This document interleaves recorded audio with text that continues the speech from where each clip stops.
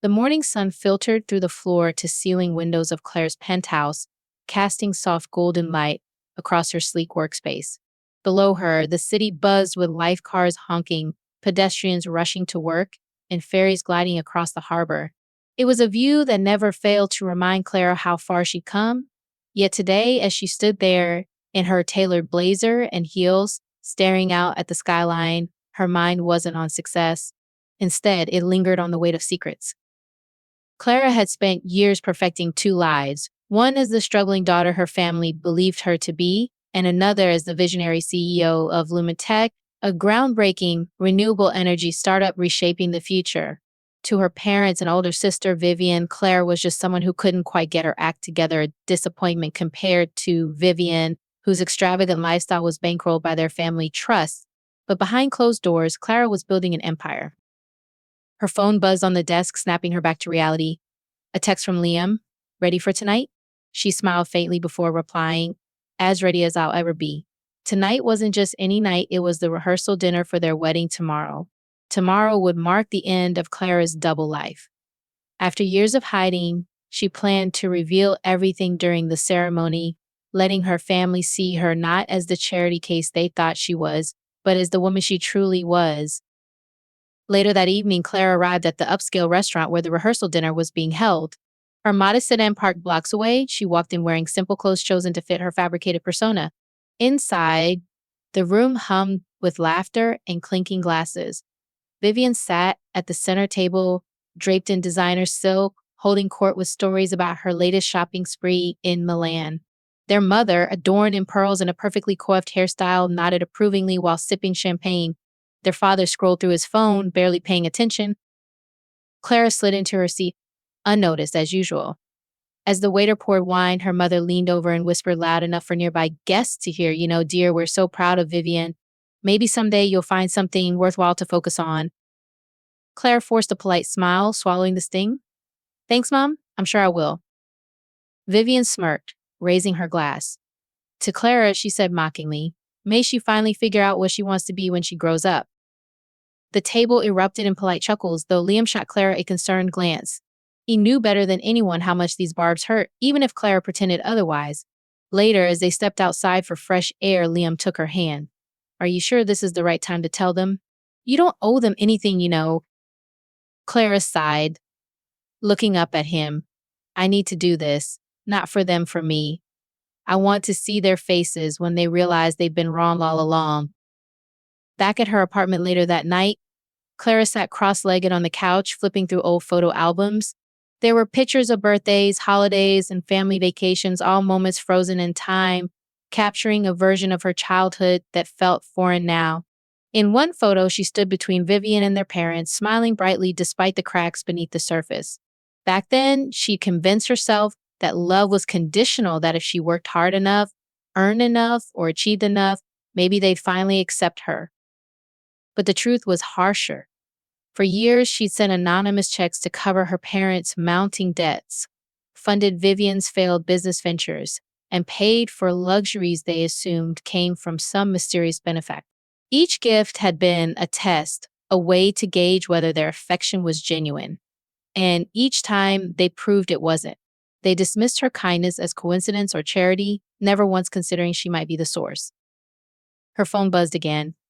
This time it was a reminder wedding day countdown one day. Clara set the album aside and opened her laptop, reviewing the final details for the big reveal. Everything was in place, the press release, the PR team, the legal documents. Tomorrow wouldn't just change her life, it would expose her family's true colors for the world to see. As she climbed into bed, exhaustion settled over her like a heavy blanket. Sleep eluded her, though, as memories swirled in her mind. She thought about the adoption papers, tucked away in her safe, the ones confirming she wasn't biologically related to the Parkers. She'd always known, but hearing Olivia shout it aloud tomorrow would still hurt.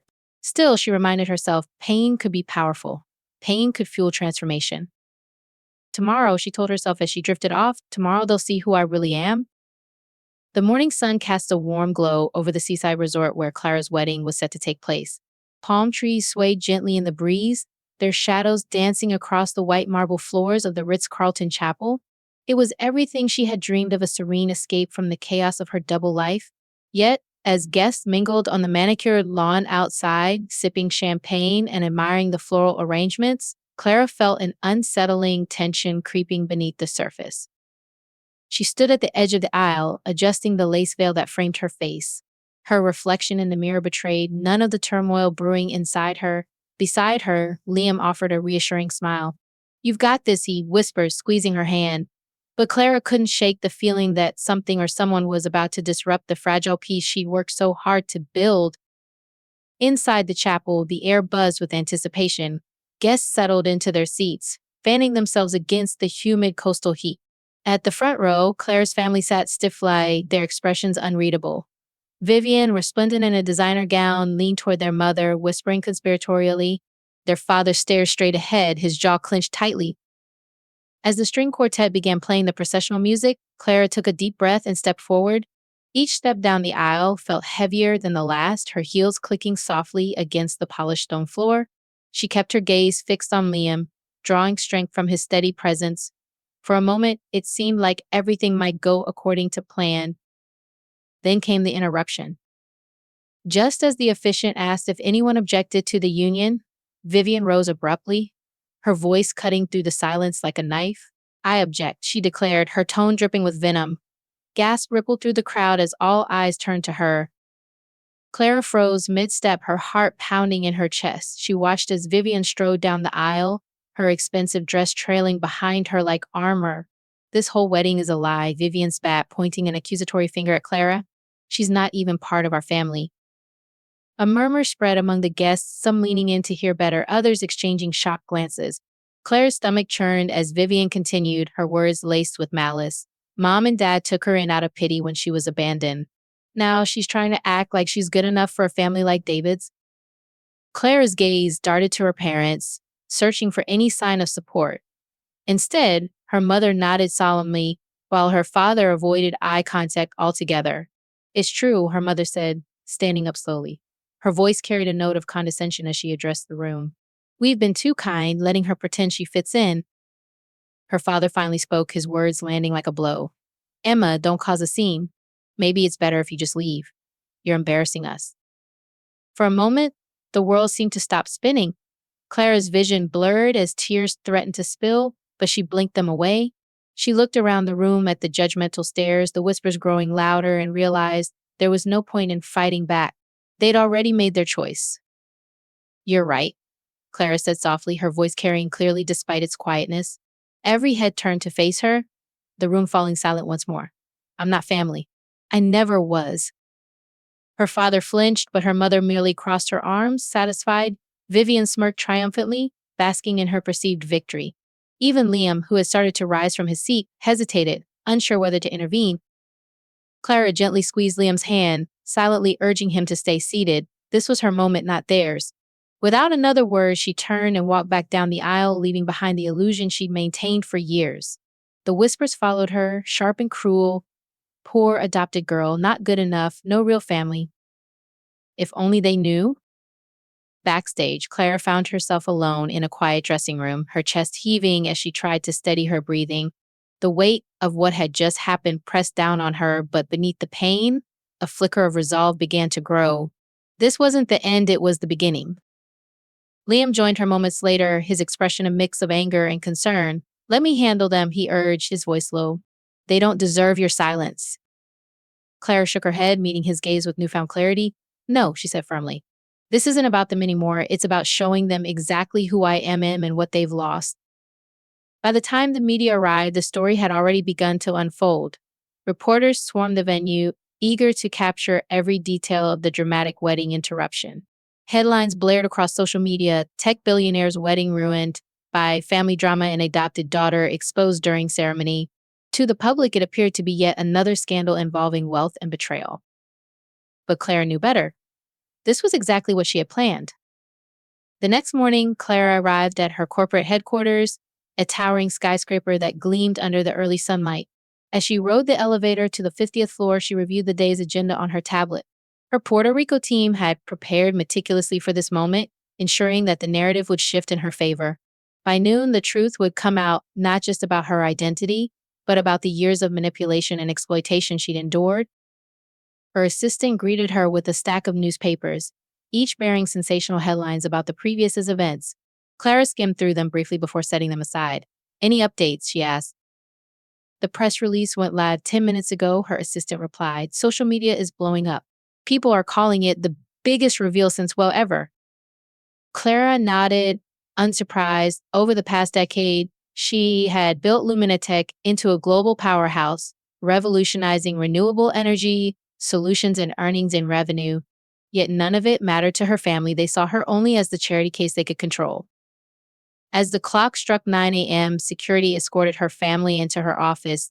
The look on their faces when they saw her sitting behind the massive desk, the Luminatech logo shining brightly behind her, was worth every second of the past 10 years.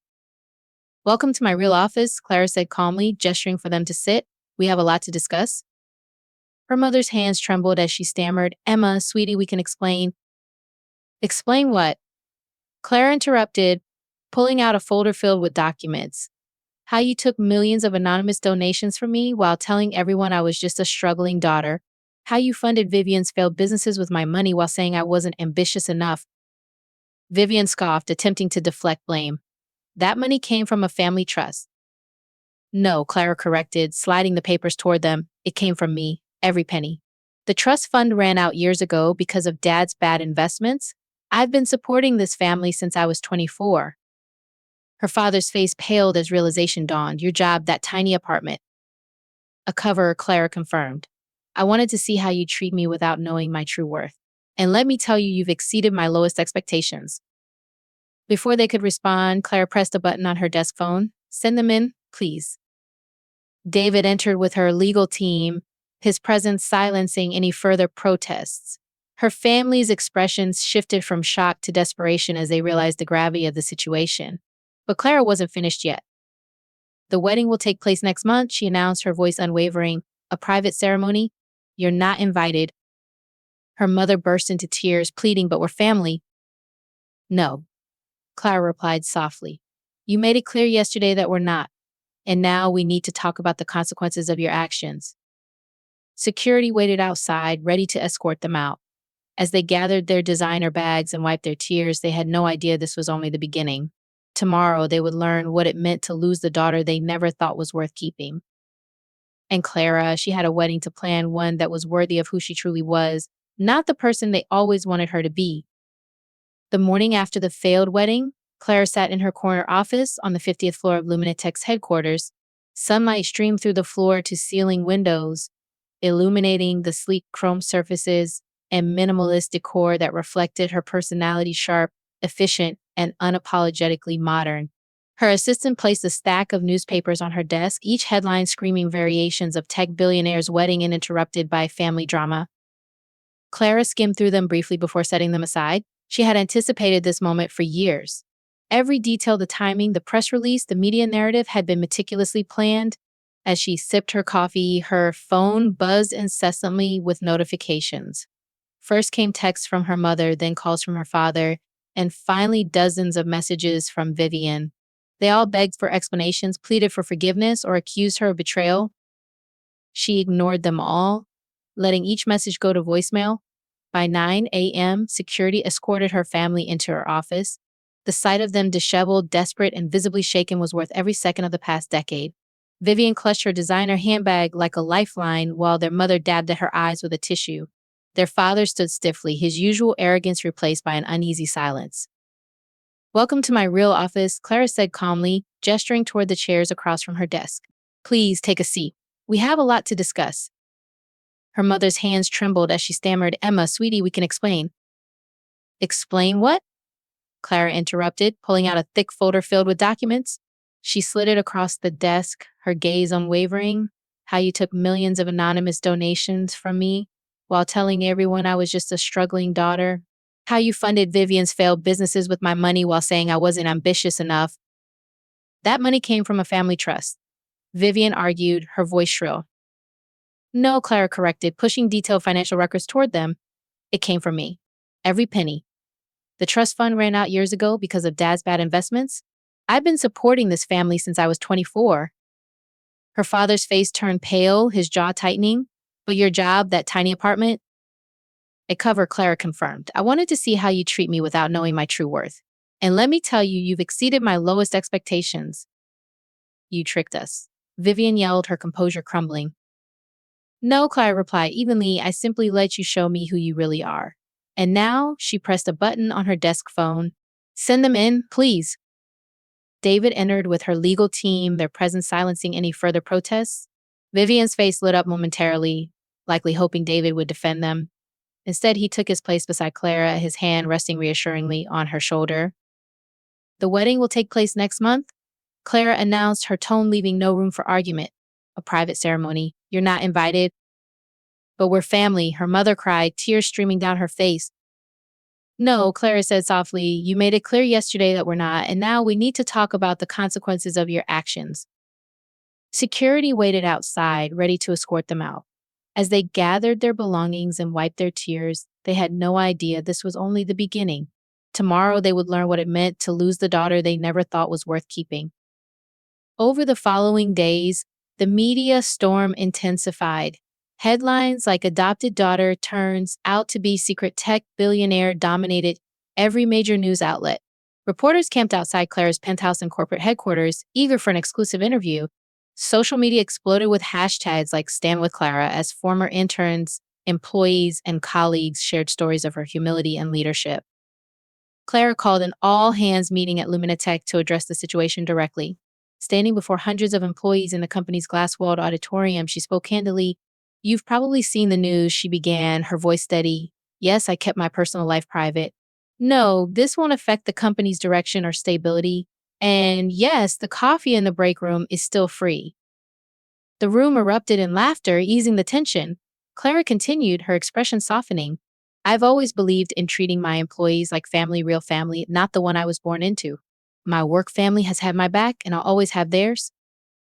By noon, the hashtag Stand with Clara was trending worldwide. Thousands of tech workers praised her innovative approach to problem solving and her commitment to mentoring young talent. It was the opposite of what Vivian and her parents had expected. Rather than ruining her reputation, the scandal humanized her. People loved the story of the adopted girl who built an empire while staying humble. Meanwhile, Clara's family grew increasingly desperate. They showed up at her modest apartment building, the one she'd used as a cover, but the doorman turned them away. When they tried her office, security stopped them at the lobby. Emails poured in by the hundreds. Her mother wrote, "We raised you.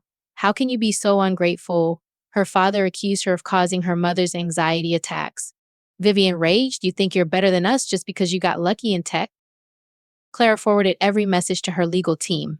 What her family didn't know was that she had documented everything for years, every dismissive comment, every financial request, every time they took credit for her anonymous gifts while belittling her. A week later, her lawyers sent each of them a thick envelope containing a detailed accounting of every penny she had given them over the years: houses, cars, vacations, failed businesses, all itemized with compounded interest due immediately. Of course, they couldn't pay. They had spent it all, assuming the money would never run out. That's when phase 2 began. Clara exposed the truth about the family trust. It had been empty for years, drained by her father's reckless spending. Tax records revealed that Vivian's so-called successful ventures were nothing more than fronts kept alive by Clara's funding. Even her mother's charity positions crumbled when board members discovered she had been taking credit for Clara's donations and pocketing some of the funds herself. Their society friends turned on them. Country club memberships were canceled, credit cards declined. Within a month, they were forced to sell their belongings just to cover their debts. As the dust settled, Clara found herself reflecting on the lessons she had learned. During dinner at David's parents' estate, she finally understood why he had supported her secret all these years.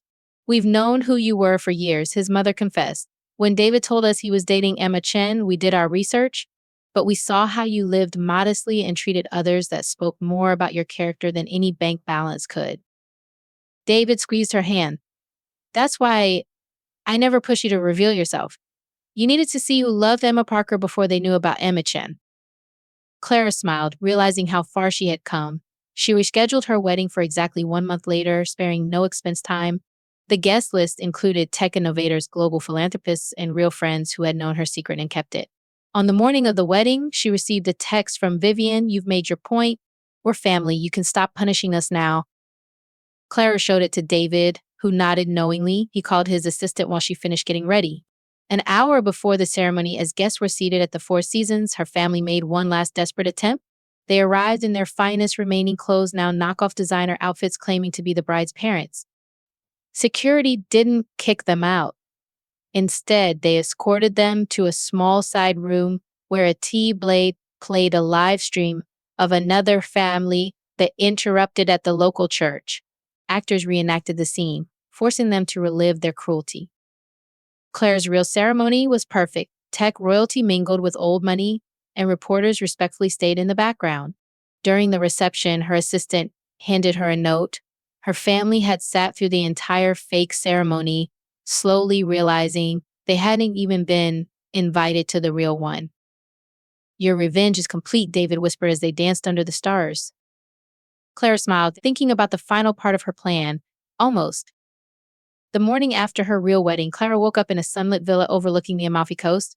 The Mediterranean breeze carried the scent of citrus groves and salt water, mingling with the soft hum of waves lapping against the shore. Beside her, Liam slept soundly, his face relaxed in a way she rarely saw during their hectic workdays. For the first time in years, Clara felt truly at peace. But peace didn't mean forgetting or forgiving. As she sipped her espresso on the balcony, she thought about the final pieces of her plan. Revenge wasn't destruction, it was transformation. And now it was time to give her family a chance to rebuild, not as Parkers, but as individuals who might one day earn respect through hard work. When they returned from their honeymoon, Clara's lawyers delivered 3 envelopes, each containing a check and a business proposal. The checks were modest enough to cover basic living expenses for a year, but the proposals were significant. Entry-level positions at Luminatech subsidiaries awaited them, no shortcuts or nepotism involved. If they were willing to start over, they'd have to prove themselves like anyone else. Of course, there was a catch. They'd need to use different last names. Parker belonged to her past, while Chen represented her future. It was symbolic, a clean slate for those who wanted it. Her parents never cashed their checks or showed up for interviews. Their pride wouldn't allow them to admit failure, even when faced with ruin. But Vivian surprised her. 6 months later, Clara received a forwarded email from HR Performance Review Olivia Grant. The name change alone spoke volumes. According to her manager, Vivian had excelled as a junior sales rep at one of Luminati's smaller offices. Her colleagues praised her diligence and newfound humility. Clara read the review twice, a faint smile tugging at her lips. Should we tell her? Her assistant asked cautiously. No, Clara replied. Let her earn it. Months passed and life settled into a rhythm of purpose and fulfillment. Clara threw herself into expanding Luminatech's renewable energy initiatives, partnering with global organizations to combat climate change. At home, she and Liam hosted intimate dinners with friends who valued her for who she was, not what she could give them. She often found herself reflecting on the lesson she'd learned that family wasn't defined by blood or adoption papers, but by mutual respect and unconditional love. One evening, as she sat on her penthouse balcony watching the sunset paint the sky in hues of gold and crimson, her phone buzzed. It was an update from HR. Vivian had earned her first promotion entirely on merit. Clara stared at the screen for a long moment before setting it aside. Somewhere deep inside, she felt a flicker of hope, not for reconciliation, but for redemption. Maybe Vivian could become someone worthy of trust, someone capable of growth. That December, Clara attended a charity gala honoring women in tech. Cameras flashed as she stepped onto the red carpet, her sleek gown shimmering under the spotlights. Reporters clamored for quotes, asking about her rise to success and the infamous wedding scandal.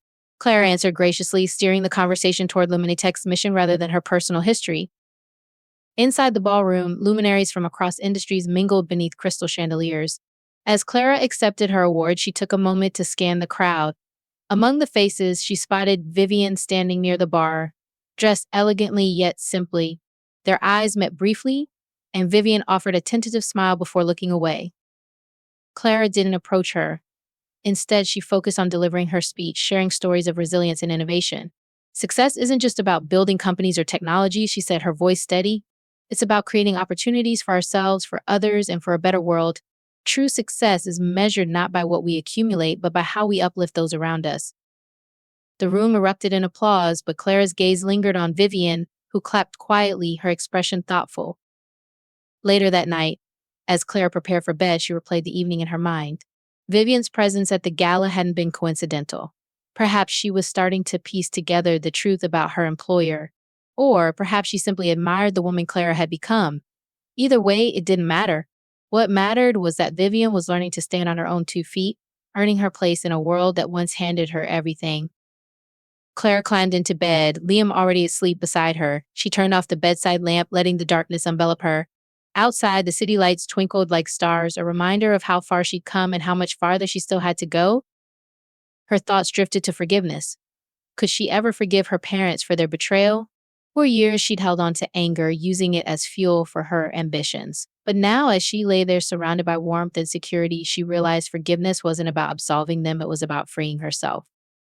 Weeks turned into months, and Clara continued building her legacy. Society magazines loved highlighting the irony of her story, the unwanted adopted daughter who became everything her family had always dreamed of being. Yet the real irony lay in their actions. By trying to prove she wasn't family, they proved they never deserved to be hers. Still, Clara chose to focus on the present. Family, she decided, wasn't about shared DNA or legal ties. It was about connection, about standing by someone through triumphs and failures alike. Her true family consisted of Liam, her employees, her mentors, and the countless lives touched by Luminatech's innovations. As for Vivian, Clara occasionally checked in on her progress through HR reports. Each review brought more evidence of growth, of a woman shedding her old identity and forging a new path. One day, Clara hoped Vivian might uncover the truth about her benefactor. Until then, Clara was content to let her sister carve out her own destiny. On a quiet spring afternoon, Clara stood on her balcony once more, gazing at the horizon. The ocean stretched endlessly before her, its waves whispering secrets of renewal and possibility. She thought about the journey that had brought her here, the pain, the sacrifices, the victories, and smiled softly. Sometimes the best revenge wasn't destruction. It was giving someone the chance to become better than they were, even if they never knew who gave them that chance. And with that thought, Clara turned back inside, ready to embrace whatever came next. After all, she had work to do.